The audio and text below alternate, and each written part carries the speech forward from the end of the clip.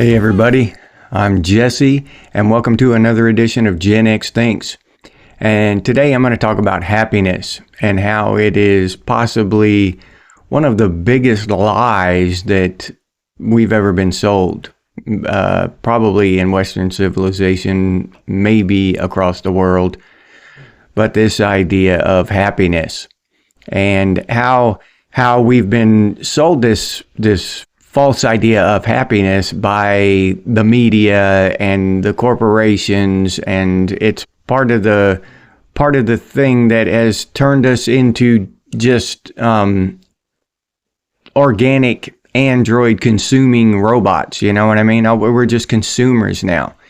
And this idea of happiness that I'm talking about is this constant state of bliss. Okay, like people think that when they're happy, you know, like on their birthday, if they get to, while they're opening a present or something, that level of happiness is supposed to be constant all the time, 24 hours a day, 7 days a week, 365 days a year, just all the time. They're supposed to be happy all the time. And most people, in my experience, are chasing that version of happiness. And I'm here to tell you that it doesn't exist. A constant state of happiness just does not exist. And we're lied to and told that we can attain this level of happiness. And that's the problem with a lot of society today, is that we're chasing this ghost of happiness. And happiness is a fleeting thing. You get to feel happiness once in a while. It's not a constant thing that we get to be. We don't get to just bathe in happiness our entire lives. And to chase that idea is a waste of life. It's a waste of time. We miss out on a lot of life, a lot of real good, honest life experience, and real honest joy, because we're chasing this ghost of happiness. Okay, now, and as an example, you think that the next new hottest phone is going to make you happy. If I just get that phone, that's going to make me happy, or that next new Call of Duty game or whatever, if I just get that new Xbox that's coming out or that new PlayStation 6, I'm going to be happy, And in all honesty, there's nothing wrong with your PlayStation 5. It's still working fine. Again, those games are still awesome. There's nothing wrong with them. It's just not the next new hottest ticket item, right? There's nothing wrong with your old phone. It's still working fine. Okay, and that's how we're sold. That's how we're told as consumers that we're going to be happy by buying that next new hot item, by giving a piece of our lives to the corporations in return for this happiness. And we're told, we're tricked into believing that happiness is lasting. But then every time they come out with a hotter, newer, shinier version of it that's going to make us even happier, right? And the old version, the newness is worn off. Okay, that's old shit. The PlayStation 5 is old shit. I don't want that anymore. In that way, we're being brainwashed into thinking and believing that new is happy. Okay, the new. And that goes across the board. That's for relationships. And in that whole sphere of looking for happiness, we are tricked into believing that we are going to find happiness externally, outside of ourselves. We're depending on something else to provide happiness to us. That's a thing that's on the outside of us that we're blessed with. Somebody's going to bless us with this gift, right? Whether it be Microsoft or Apple or Amazon, an Amazon driver is going to show up at the door and drop off a brown box of happiness for us, right? That's an external thing. And that bleeds over into our relationships. We expect our partner, our spouse, to provide us with happiness. And then we feel resentful when we're not happy. Okay, we're pissed off at that person. That person is doing something wrong because I'm not happy. That means that you're making a mistake. So now we start blaming our partner, our spouse, for not making me happy. And that is just flat wrong. Happiness comes from within ourselves. And I'm not talking about some Zen Buddhist, philosophical deep dive into, meditation and shit. I'm not talking about that. I mean, you might be able to attain happiness that way, enlightenment and all that, and more power to you if you do. That's great. I see that just personally. I'm not hacking on anybody or anything or anybody's way of life, but I see that as a waste of life as well. Sitting around with your eyes closed in a room or something. I don't know. I don't do it. But anyway, I'm getting off track here. The happiness is within ourselves. So my point is that to expect someone else to bestow that upon you is it's just wrong. It's a fraudulent lie that we've been sold. And let's do a thought experiment. Okay? I have 3 puppies. 3 balls of fur, cute as buttons, and they're mewing and doing their thing, barking in their little puppy fashion. And it's just the cutest thing you've ever seen, right? These 3 puppies. So I'm going with the full intent of bestowing happiness upon people. I'm going to go give them away.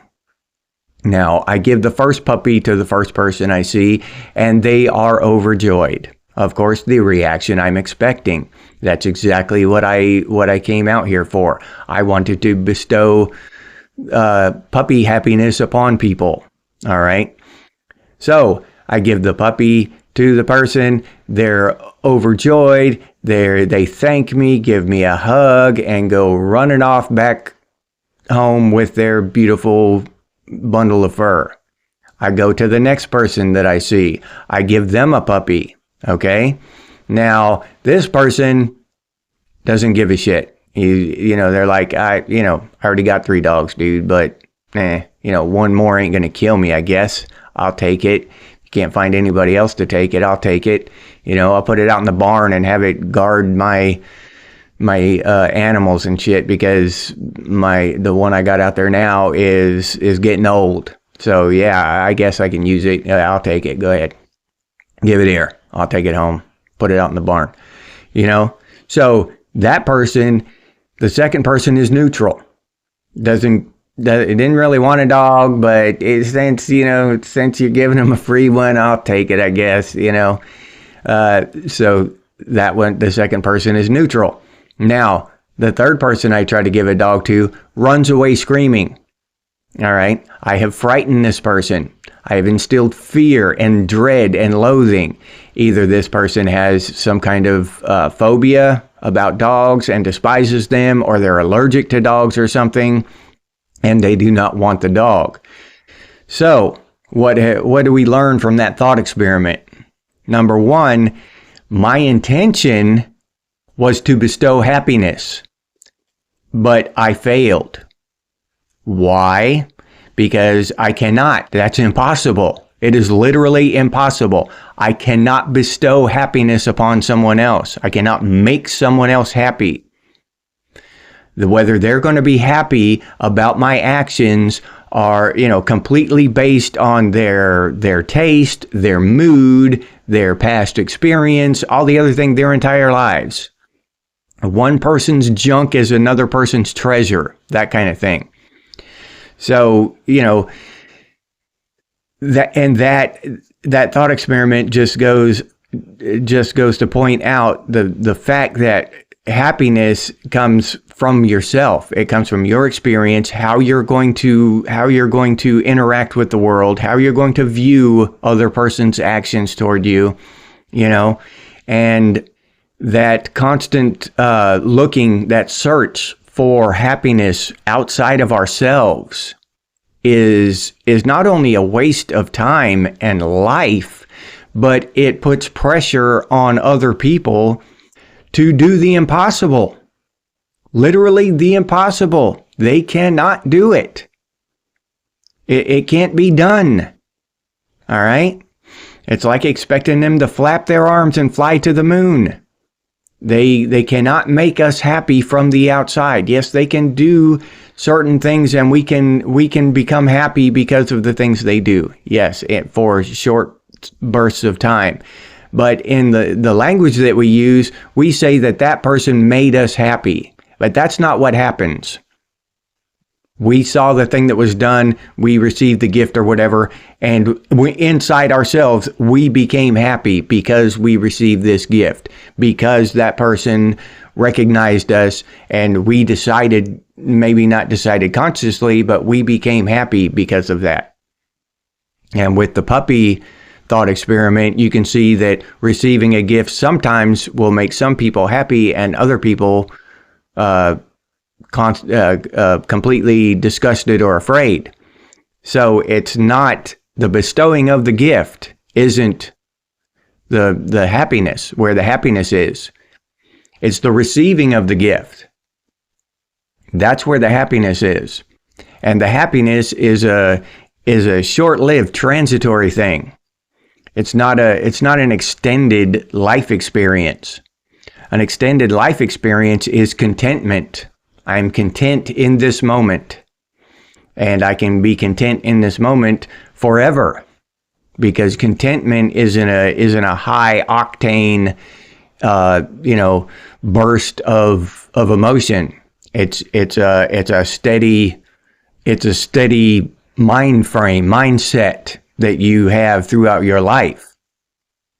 And to point this out, why I believe that we're programmed this way is because once you realize that people who are depressed and going through a divorce or whatever problems they're going through, these people are more likely to binge eat or binge drink or binge shop.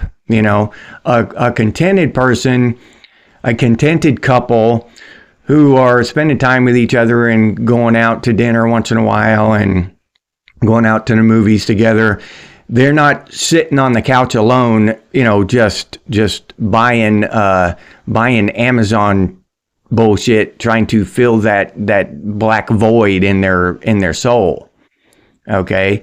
They're not doing that. They're not sitting on the couch binge eating ice cream and potato chips, watching sad movies and crying about their lost love. They're not doing that. They're spending time together.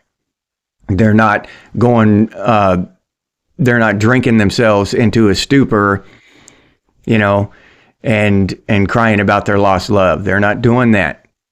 So the discontent, depression, illness, sickness, all of these things make money for corporations. Contentedness, all right, content people don't spend a lot of money on these corporations. They're not trying to fix stuff with external. They're not looking for happiness on Amazon's website. They're not looking for happiness inside a bottle of booze. They're not looking for happiness in the refrigerator. They're content with their spouse, with their kids, with whatever. They're just content in their lives. And I'm not saying that you can't be single and be content. That's not what I'm saying. I'm just saying that you can't be content if you're constantly heartbroken and looking for the next new relationship. because new relationships only last, what, 6 months or a year. Then the relationship is new and you're happy and you can't wait to see the person. But then after a while, it's just like a phone. Even though your phone is fine, your spouse is fine, your spouse hasn't changed, your phone hasn't changed. But the newness of the relationship has worn off. The newness of your phone is worn off. It's not making you happy anymore because it's not new. It's not, that happiness went away. That happiness is fleeting. So then we start blaming that person. Now the difference is you don't blame your phone. You don't get mad at your phone. Oh, the son of a bitch, piece of shit phone. You got a scratch. You're getting a little dull around the edges there. You're still making calls fine and everything, and you text just fine, but you're just getting on my nerves. You don't blame the phone, okay? Now, with another human being, we tend to blame the other human being. They're not doing what they're supposed to do. They're not making me happy. All right? But it's basically the same thing. It's just that the newness has worn off. It's not new anymore. And newness makes us happy. And I believe we're programmed into that. We're brainwashed into that. And I'm not necessarily going down the conspiracy theory avenue that this programming, this brainwashing is on purpose by design. It could be, these corporations could be like animals or dog, like a dog. A dog sticks his paw out and you give it a treat, it's going to stick its paw out again. And so if these corporations, they figured out if they can come out with a new upgraded version, a new brand new shiny model of a thing, then they'll make more sales. And if they make their product so it cannot be repaired and so it won't last 10, 15 years, then they'll make more sales. They make more money on shitty short-term products than they do on long-term products. And the Craftsman tools, that's a perfect example. Craftsman used to warranty their tools for life. I found my uncle had been dead for like 20 years or something, and I found an old level of his. It was covered in concrete and shit, but it was a Craftsman level, so I took it back to Sears. This is back in the day when there were Sears around. I took it back to Sears, and I gave it to the guy, and I said, I want a new one. And he looked at it, and it said Craftsman on it. And he said, okay. And he took it back and gave me a brand new level. And that kind of stuff, it really meant a lot to us. So that's why there are still a lot of diehard Craftsman people out there, because that goodwill that Craftsman built lasted a long time. But companies figured out that that's not the way to make the most money. That's the way to retain the most customers, but it's not the way to make the most money. So they abandoned that kind of stuff, right? They don't do that kind of stuff anymore. They make money in short term, overturn. They keep that thing turning over. They get rid of that shit and get you a new one. You need a new one. New. And I just can't say enough about the fact that depressed people with problems, depression, anxiety, these kind of things, loneliness, despair, the physical illness, these people are money makers for corporations. Okay, and that is, they know this. These corporations aren't stupid. They figured this out. And that's another reason why our nuclear family is being destroyed. It's being dismantled. Because people, like I said, a contented, happy family does not spend as much money as one that's broken up and spread all out and depressed and, alone.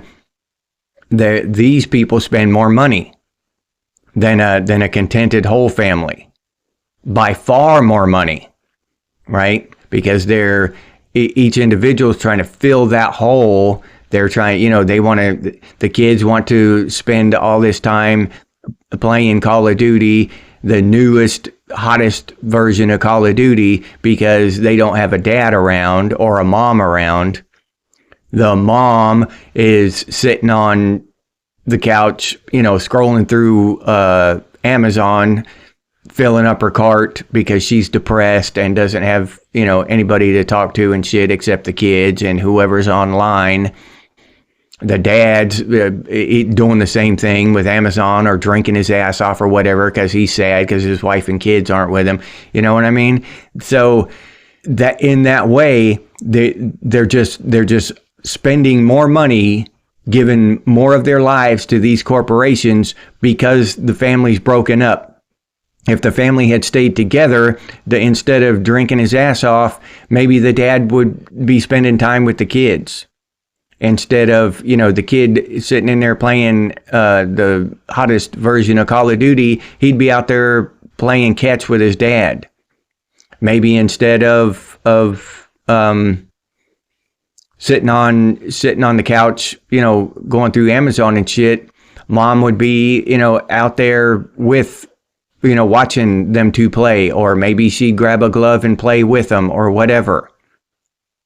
So, yeah, that whole thing, I think, is by design, but not necessarily, a conscious thing.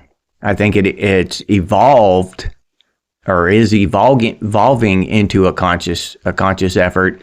But in the beginning, I think they were just like, these corporations were just like dogs. They did what they got rewarded for doing. They figured out that they made more money by making bullshit and selling us newer, shinier bullshit the next year. Now these phones come out every single year. They come out with a new version of the phone. Every phone, a new Samsung 26 or 25 this year, a new Pixel whatever, a new Apple whatever, every single year.